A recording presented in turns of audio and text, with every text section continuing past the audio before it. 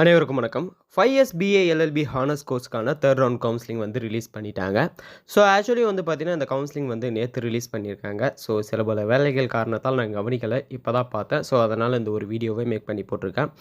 இதை பொறுத்தவரையும் நிறைய டிபார்ட்மெண்ட், நிறைய கம்யூனிட்டிக்கு வந்து பார்த்தீங்கன்னா, வேக்கன்சி இல்லை அப்படின்ற மாதிரி போட்டிருக்காங்க. பட் இதில் வந்து ஓரளவுக்கு வேக்கன்சிஸ் வந்து இருக்குது. எக்ஸாம்பிள் என்ன அப்படின்னு சொல்லிட்டு பார்த்தீங்கன்னா, ஓசி கேட்டகரி பிகாமில் வந்து சீட் இல்லைன்னு போட்டிருக்காங்க. தென் ஓசி கேட்டகரி தான் வந்து பார்த்தீங்கன்னா மேக்ஸிமம் சீட் இல்லாமல் இருந்திருக்கு. அது இல்லாமல் பிகாம் எல்எல்பிக்கு மட்டும்தான் வந்து பார்த்தீங்கன்னா சீட் வேக்கன்சி இல்லாமல் போயிருக்கு. சரிங்களா? இந்த கட் ஆஃபை வந்து பார்த்தீங்கன்னா நான் ஷோ பண்ணியிருக்கேன். நீங்கள் வந்து இதை நீங்கள் வந்து ஃபுல்லாக பார்த்தீங்க அப்படின்னாலே உங்களுக்கு புரியும். ஸோ இது பப்ளிகேஷன் வந்து 8/8 அதாவது நேற்று ரிலீஸ் ஆகிருக்கு. ஒரிஜினல் டாக்குமெண்ட் வெரிஃபிகேஷன் நேற்று, இன்று, நாளை மறுநாள் நடக்கும்.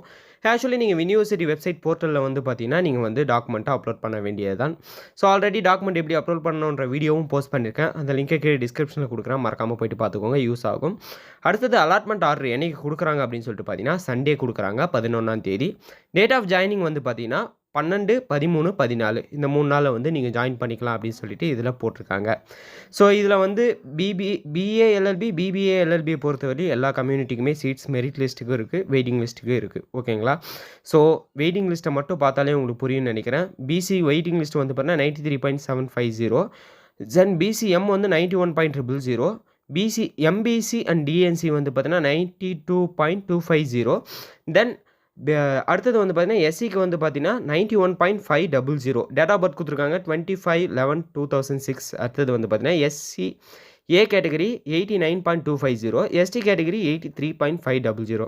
ஸோ வெயிட்டிங் லிஸ்ட்டில் இருந்தாலும் கன்ஃபார்ம் சீட் இருக்குது அப்படின்றது எல்லாருக்குமே தெரிஞ்சிருக்கும். நெக்ஸ்ட் பிகாம் எல்எல்பியில் பிசி கேட்டகரிக்கு வெயிட்டிங் லிஸ்ட்டில் 95.750.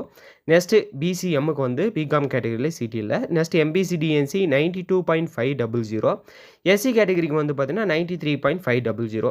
நெக்ஸ்ட்டு எஸ்சிஏ எஸ்டி ரெண்டுத்துக்கும் சீட் இல்லை அப்படின்னு சொல்லியிருக்காங்க. ஸோ இந்த கம்யூனிட்டியில் இருந்தீங்க அப்படின்னா உங்களுக்கு வந்து பார்த்தீங்கன்னா சீட் இருக்குது. நெக்ஸ்ட் வந்து பார்த்தீங்கன்னா பிசிஏ எல்எல்பி ஓசி கேட்டகரி கொடுத்துருக்காங்க. வெயிட்டிங் லிஸ்ட்டில் 94.500.